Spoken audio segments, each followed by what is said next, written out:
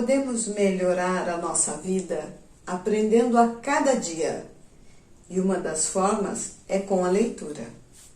Eu me chamo Regina e aqui pretendo compartilhar com vocês as minhas leituras. Se vocês não assistiram aos vídeos anteriores, os primeiros capítulos estão lá.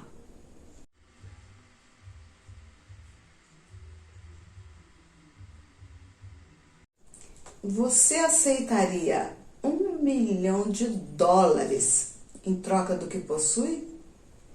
Aproximadamente 5 milhões de reais. Antes de continuar, peço que reflitam um pouco sobre essa pergunta e respondam se aceitariam ou não. Pausem o vídeo por uns minutos para isso. Eu peço licença aqui para contar uma situação que eu vivi. No ano de 2012, meu pai morreu. Apenas e exatamente 1 ano e meio depois de minha mãe. Eu ainda não tinha superado a perda da minha mãe. Numa tarde, meu carro precisou ser deixado no mecânico e voltei de ônibus. De pé, com a bolsa no ombro, uma sacola de compras numa mão e a outra segurando para não cair, baixinha que sou, a alça da bolsa caiu do ombro e fui sentar-me no último banco para ajeitar a bolsa. Nisso, o ônibus passou de forma brusca numa travessia elevada, eu subi e caí sentada com tudo. Quando desci do ônibus, andando com muita dor, o mecânico já estava passando para devolver meu carro e me levou até em casa. Daí para frente, foi quase 1 ano de cama para escapar de uma cirurgia. Fui em vários médicos, porque o primeiro me disse: a senhora nunca mais vai poder dançar. O que poderia ter acabado comigo me fez estar aqui hoje. Como? Lendo. Sempre gostei de ler, então as pessoas iam me visitar e eu pedia livros emprestados. Li nesses 7, 8 meses mais que em toda a minha vida. E o primeiro que li foi esse, Como Evitar Preocupações e Começar a Viver. Me perdoe, mas eu senti vontade de compartilhar essa história com vocês. Eu continuo dançando bastante. Tenho vídeos em outro canal, Regina Seu Bailes, dos bailes e lugares onde fomos dançar. Eu e meu marido Rubens. Rubens Eiji Seu, japonês. Meu sobrenome não é Seu, de SEO, Search Engine Optimization, que em português significa mecanismos de busca, técnicas para melhorar os resultados de busca. Enfim, raramente pensamos no que temos, mas sempre no que nos falta. Conte as bênçãos que recebeu e não os aborrecimentos. E novamente, e escreva as suas bênçãos. Depois me conta. Você vai se surpreender com a dificuldade que é falar daquilo que temos. É mais fácil falar daquilo que reclamamos, que não temos. Depois de refletir, você ainda trocaria o que tem por 1 milhão? Os seus olhos, as suas pernas, os seus ouvidos, o quanto agradecemos por tudo isso. Seja grato por tudo que tem.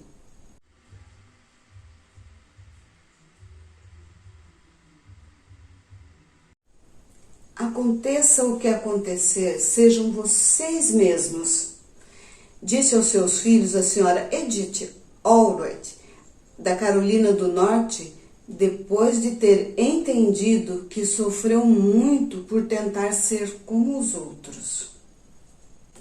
Se você pudesse ter uma pedra preciosa muito rara, como se sentiria? Se fosse só preciosa, mas não rara, não teria tanto valor, não é? Você não é raro, é único. Seja o melhor você. Vale a pena ler todos os relatos deste capítulo.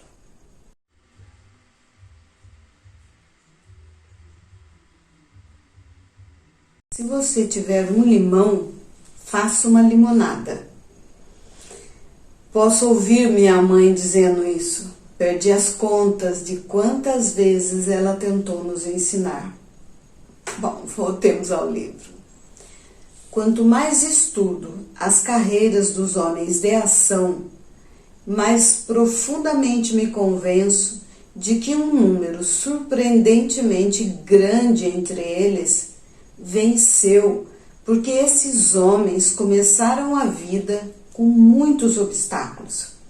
Obstáculos que os forçavam a realizar grandes empreendimentos e a conseguir grandes recompensas.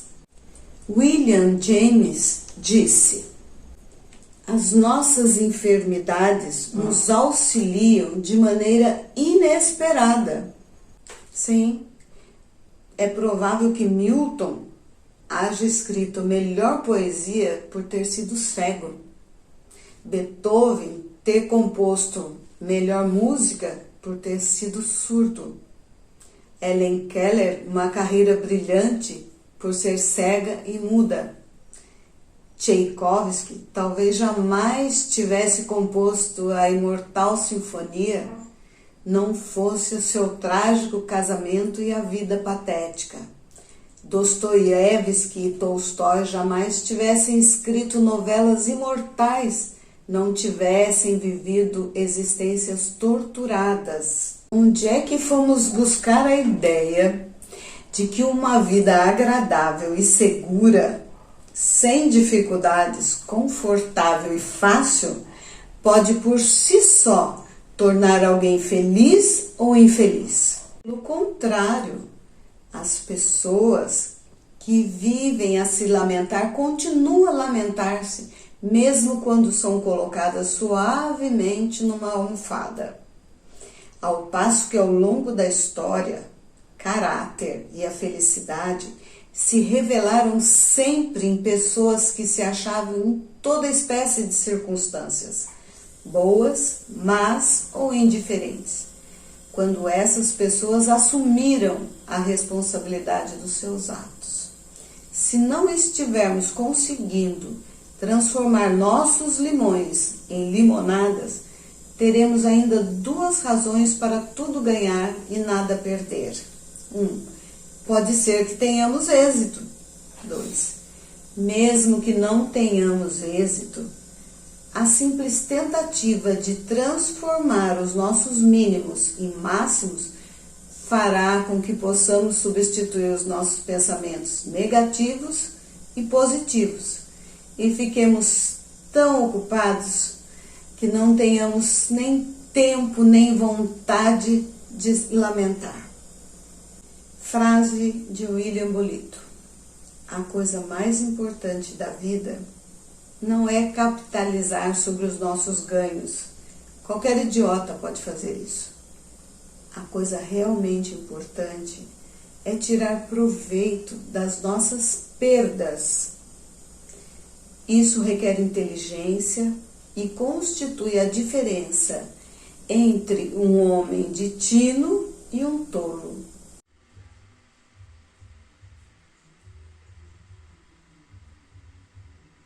As histórias contadas para ilustrar esse capítulo são bem interessantes. Essa frase é de uma delas.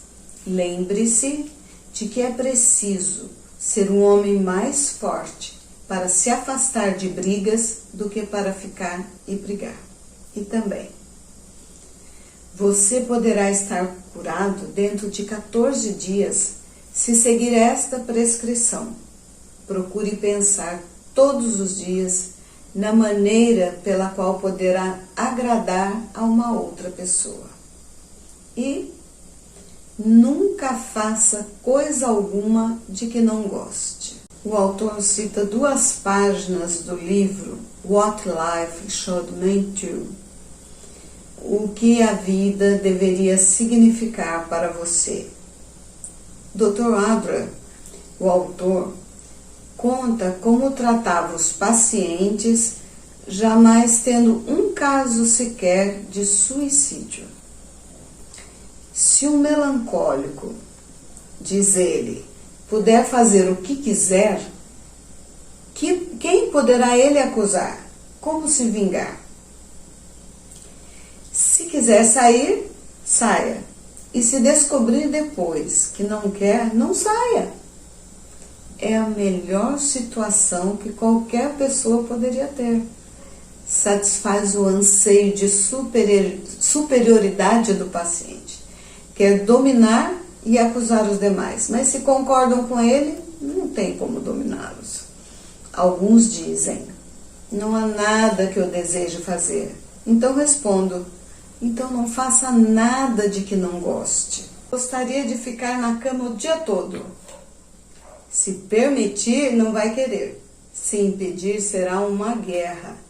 Concordo sempre. Digo ainda, vocês poderão ficar curados dentro de 14 dias se seguirem esta prescrição. Procurem pensar todos os dias numa maneira de alegrar alguém.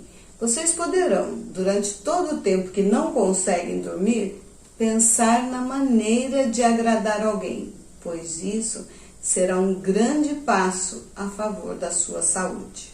No dia seguinte, pergunto se fizeram e respondem: ontem à noite peguei no sono logo que fui para a cama. A troco de que deveria agradar os outros? Respondo: devem pensar na sua saúde. Os outros sofrerão mais tarde. Extremamente raro um paciente que diga: pensei muito no que o Senhor sugeriu ontem. Ama o teu próximo. A tarefa mais importante imposta pela religião sempre foi essa. O indivíduo que não está interessado pelos demais é o que tem maiores dificuldades na vida e o que causa maiores danos aos outros, os maiores fracassos humanos. Dr. Adler incita-nos a fazer uma boa ação todos os dias. Mas o que é uma boa ação? O que é uma boa ação para você? Escreve aí. Segundo Maomé, profeta Maomé, uma boa ação é uma ação que põe um sorriso de alegria no rosto do outro. O autor segue contando a história de uma mulher que perdeu o marido depois de muitos anos de um casamento feliz. À medida que chegava o Natal, apesar da tristeza, recusava os convites para passar o Natal com os amigos. Na verdade, deveria estar agradecida por uma porção de coisas, pois todos nós temos muitas coisas pelas quais estar agradecidos. Ela caminhou por cerca de 1 hora tentando dissipar a autopiedade e melancolia. Andou sem rumo e em lágrimas, lembrou-se do costume que tinham e entrou no primeiro ônibus que apareceu. Depois de andar por um tempo, ouviu: última parada, senhora. Desceu e sequer sabia onde estava. Passou por uma igreja e entrou. Só havia o organista tocando. Sentou-se sem que ninguém a visse e adormeceu. Acordou com 2 crianças à sua frente. Perguntou onde estavam os seus pais. Elas responderam: não temos pai nem mãe. Sentiu-se envergonhada de sua tristeza e da piedade por ela mesma. Levou as meninas para comer, comprou balas e presentes e contou: minha solidão se dissipou por efeito de mágica. Elas me deram a única felicidade real nos últimos meses.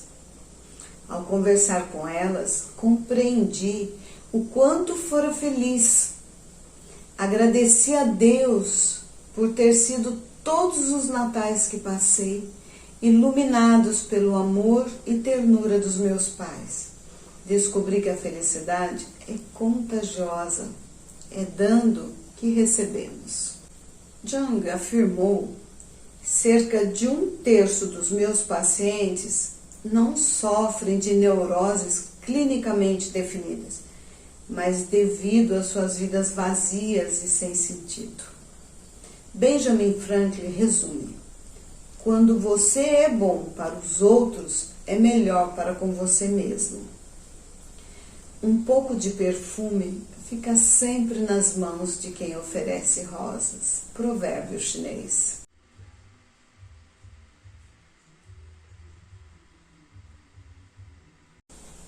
Nesse capítulo, o autor conta da pobreza em que viviam numa fazenda em Missouri. Apenas uma vez por ano tinham a venda dos porcos. Trocavam a manteiga e os ovos por farinha, café e açúcar. Criavam os animais e plantavam, mas a cada 7 anos as enchentes acabavam com tudo. Nada dava certo. A fazenda hipotecada e o pai doente. O médico disse que teria apenas 6 meses de vida. Estava cheio de preocupações e não queria mais viver. Muitos anos depois, conta que a única razão de seu pai não ter se suicidado foi a crença constante, profunda e jovial de sua mãe, que costumava dizer que se a gente amasse a Deus e cumprisse os seus mandamentos, no fim tudo acabaria bem. E acabou bem. Seu pai viveu ainda até os 89 anos. Sua mãe jamais se mostrara preocupada. Lia todas as noites antes de irem para a cama um capítulo da Bíblia. Frequentemente liam as palavras reconfortantes de Jesus. Na casa de meu pai há lugar para todos. Reservarei um para vós, porque onde eu estou, também deveis estar. Depois todos nós nos ajoelhávamos diante de nossas cadeiras e rogávamos o amor e a proteção de Deus. William James era professor de filosofia em Harvard e afirmou: a fé religiosa é, não há dúvida, a cura soberana das preocupações. Homem algum jamais foi capaz de explicar o mistério do universo, o mistério da vida. Achamos-nos cercados por mistérios. O funcionamento do seu corpo é um profundo mistério. É assim também a eletricidade da sua casa. Os laboratórios de pesquisas da General Motors gastaram anos de estudo e milhões de dólares tentando descobrir como e por que uma faísca no cilindro produz uma explosão que permite que seu carro ande. O fato de não compreendermos os mistérios do nosso corpo, da eletricidade ou de um motor a gasolina, não nos impede de usá-los, de tirar proveito dessas coisas. Palavras de Santa Iana: o homem não é feito para compreender a vida, mas para vivê-la. Estou interessado no que a eletricidade, a boa alimentação e a água fazem por mim. Auxiliam-me a levar uma vida mais rica, ampla, mais feliz. Mas a religião faz muito mais do que isso. Me fornece valores espirituais. Me dá, como William James disse, um novo sabor à vida. Uma vida muito mais ampla, mais rica, mais satisfatória. Me dá fé, esperança e coragem. Dissipa as tensões, as ansiedades, os receios e as preocupações. Dá rumo e propósito à minha vida. Aumenta-me enormemente a felicidade. Me dá saúde abundante. Me ajuda a criar para mim um oásis de paz entre as areias turbilhonantes da vida. Essas palavras são de Dale Carnegie. Entrevistei Henry Ford. Quando lhe perguntei se ele jamais se preocupava, respondeu: não. Creio que Deus dirige todos os nossos assuntos e acho que Ele não precisa de nenhum conselho nosso. Com o auxílio de Deus, tenho a certeza de que tudo, no fim, sairá bem. Se assim é, para que me preocupar? Jesus declarou que havia duas coisas importantes na religião: amar a Deus com todo o seu coração e ao nosso próximo como a nós mesmos. Qualquer homem que faça isso é religioso, quer o saiba ou não. Em média, alguém se suicida nos Estados Unidos a cada 35 minutos. Em média, alguém enlouquece em cada 120 segundos. A maior parte desses suicídios, e provavelmente muitas tragédias da loucura, podia ser evitada se essa gente tivesse tido apenas o alívio e a paz que se encontra na religião e na prece. A afirmação a seguir é de Jung. Durante os últimos 30 anos, gente de todos os países civilizados do mundo tem me consultado. Tratei de muitas centenas de pacientes. Entre todos os meus pacientes que se achavam na segunda metade da vida, isto é, que tinham mais de 35 anos, não houve um sequer cujo problema, em última análise, não fosse o de encontrar uma perspectiva religiosa para encarar a vida. Pode-se dizer com segurança que cada um deles ficou doente porque perdeu aquilo que as religiões vivas de todas as épocas deram aos seus crentes, e que nenhum deles conseguiu curar-se completamente enquanto não readquiriu a sua perspectiva religiosa. Dale Carnegie conta histórias emocionantes de sucesso pela fé. Vale a pena ler. Encerro o capítulo assim: por que você não fecha esse livro agora mesmo e vai para o seu quarto, fecha a porta, ajoelha-se, alivia o seu coração. Se você abandonou a sua religião, suplique ao Deus Todo-Poderoso que renove a sua fé. E recite esta bela oração, escrita há 7 séculos por São Francisco de Assis. Senhor, fazei de mim instrumento da vossa paz. Onde há ódio, permiti que eu semeie amor. Onde há dúvida, fé. Onde há desespero, esperança. Onde há trevas, luz. Onde há tristeza, alegria. Ó Divino Mestre, fazei com que eu procure tanto ser consolado como consolar, ser compreendido como compreender, ser amado como amar, pois é dando que recebemos, é perdoando que somos perdoados, é morrendo que nascemos para a vida eterna.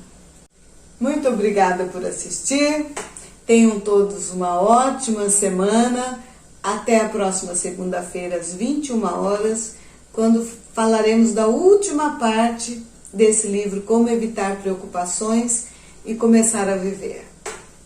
Gratidão.